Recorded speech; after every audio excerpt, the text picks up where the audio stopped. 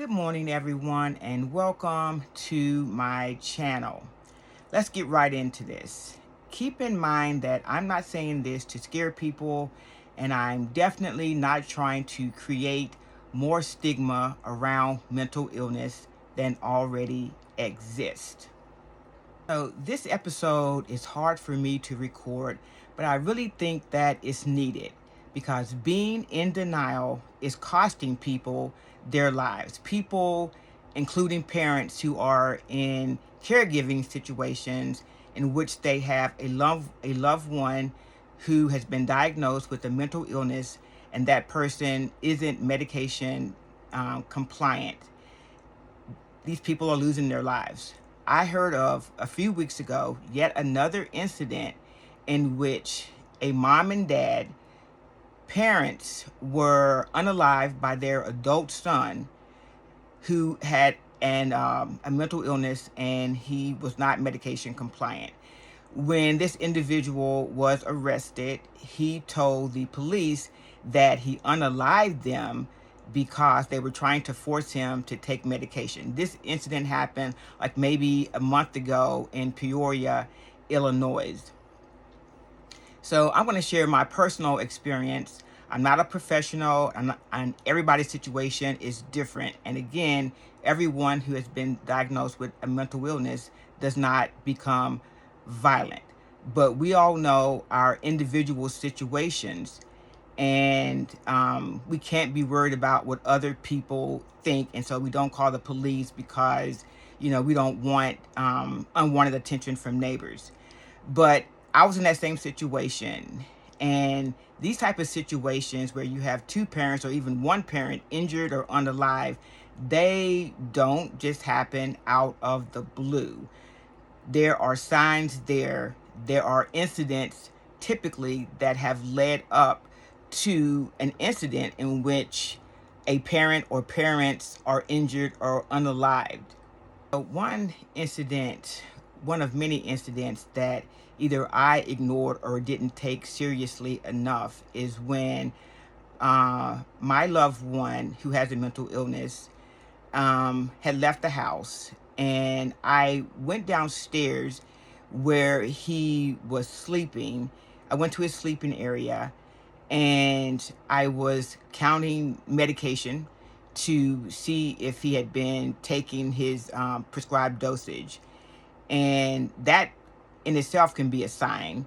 Sign one is if the individual has prescribed medication and they are not medication compliant. On this particular situation, I looked under the mattress and I found a machete. And so I was petrified, and I didn't do anything other than get rid of it. I put it in the trash. So something better to have done would have been to research. At the time, I didn't know anything about this. But what I could have done instead, other than just throwing it in the trash, what I could have done was research emergency custody orders or temporary custody orders in the area where I live. But I didn't know to do that. But at that time, my loved one was definitely a threat to himself and a threat to others because he had a machete underneath his mattress. Later on that same day, when I was leaving our subdivision, I saw my loved one getting off a bus and he had a shovel in his hand. And I was driving away from the subdivision, and I called my husband, his dad, and I said, so and so, I just saw him getting off the bus and he has a shovel. I know he wasn't going to do any yard work, so I'll leave it up to your imagination what he was thinking about doing with that shovel, and then also having a machete underneath the mattress. But even then, we still didn't know that we could, potentially get an ECO, an emergency custody order, or a temporary custody order. We just didn't know. So these types of incidents, verbal assaults, more minor physical assaults, this chaos became the norm in our home. And what we should have done was either got the TCO, the ECO, or just made alternative living situations for this person versus just allowing him to continue to stay with us. We should have set boundaries. And unfortunately, if that even means, your loved one becoming, I'm sorry, becoming homeless, then just think about what the alternative to that could possibly be. There are worse things that could happen. Being homeless is bad, but there are worse things that could happen. So on the day that I was almost unalived, it was during COVID, it was in 2020, and I was teleworking. Before the actual incident, I was it was like the weekend before, and I had went in the kitchen drawer, and the situation was such that my loved one was, I knew he was a threat to us. And so I'd opened the kitchen drawer and I saw some knives in there and I saw a pair of scissors. And so I made a decision, let me move these knives. And I took them out of the drawer and I hid them someplace. I saw the scissors and I decided to leave them there. And that decision to leave the kitchen shears in that drawer is what almost cost me my life. Again, I'm talking about denial. So that was over the weekend. And then maybe that following week, either that Monday or that Tuesday, I was sitting at the kitchen table on my laptop, teleworking, and my loved one came upstairs. And I don't know, not to be overly dramatic, but he came running from the basement, and it sounded almost like, it reminded me of the movie Chucky, you know, um, the way he came running up the stairs. And I heard him open the kitchen drawer. And I knew the scissors were in the kitchen drawer, but I never even looked around to see what he was doing. I thought about it, but I said to myself, if I turn around and ask him what's going on, he's just going to say nothing. So I'm not even going to bother. And I just continued to work on my laptop. And then the next thing I know, I was being attacked. And so thank goodness for me, I was not in the house by myself. My daughters were upstairs. One of them came downstairs and he chased her out of the house. The other one stayed locked up in her bedroom because I imagine, she stayed in her room, she locked the door because this type of chaos was the norm in our house. And only because he took off after my daughter, who ran to a neighbor's house for safety, was I able to call 911. So I did have somewhat of a plan in place, and I do suggest you all get a plan in place for these types of situations. But my plan just simply consisted of calling not 911, not regular 911, but calling the incident, the number for critically incident trained police officers.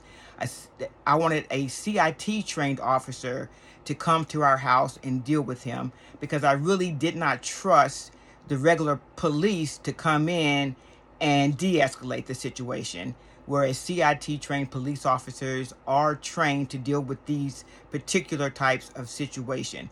And that was all the plan that I had in place, which was too little, too late at that point. So while I was being attacked, I was saying, why? Like, why are you doing this? And the look in his eyes, it wasn't him. It wasn't personal, but it was, it was like it was like he was possessed. And so I was asking, why are you doing this? But the signs had been there. After all, on a previous occasion, I had found a machete under his mattress. I saw him getting off a bus with a shovel, and he was not going to do any yard work. So the signs were there. Again, excuse me, I want to stress, not everyone who has a mental illness is dangerous. but you all know your particular situation, and do not be a sitting duck. Everyone's situation is different, but some signs to look for would be if the person should be taking medication, but they're not taking prescribed medications, if they are behaving suspiciously, but also if they are suspicious of you. Like on previously, they would eat food that you cooked, but maybe now they don't want to eat the food that you cook because they fear that you are trying to poison them. Finding weapons hidden around the house, knives, scissors. In my case, it was a machete. In situations where there has been verbal or physical threats or assaults on you, call a CIT or critical incident trained police officer to come to your house. CIT stands for different things in different areas, but in my area, CIT stands for critical incident trained. I would also suggest research, if you haven't already, obtaining how to obtain a emergency custody order or a temporary custody order. When I eventually did that after the incident, literally it's almost like a game that they play with you. You have to figure out the right words to say. For instance, when I first tried to get a temporary custody order following the incident, at the time my loved one was in jail. But when he went to the hospital and then he was going to be released, the hospital was releasing him because he wouldn't take medication. And so I tried to get an ECO, and literally the magistrate asked me, did the incident happen in the last 48 hours? And I said, no, it happened last week. And so that being the case, the magistrate said, almost gleefully in my opinion, that if he's not a threat in the past 48 hours, then that person is not a threat. So somebody can try to unalive you, but if it's been 49 hours, then that person is no longer a threat. So it's the game they play. So research how to obtain an ECO or TCO in your area, and when you go up there, know what verbiage you should use to obtain that custody order. And as a last resort, if you have to find alternative living arrangements for that person, then you should do that. In our case, that loved one no longer lives with us. That person is set up in their own apartment that we are helping them pay for. Not everyone has the financial means to do that. And so if your loved one ends up being homeless, just nobody wants to see that, but think about the alternative. I almost didn't make it. And if sharing my story helps even one person recognize the signs, not ignore what's happening, and act before it's too late, then it has been worth sharing my story. Until the next video, be safe, everyone.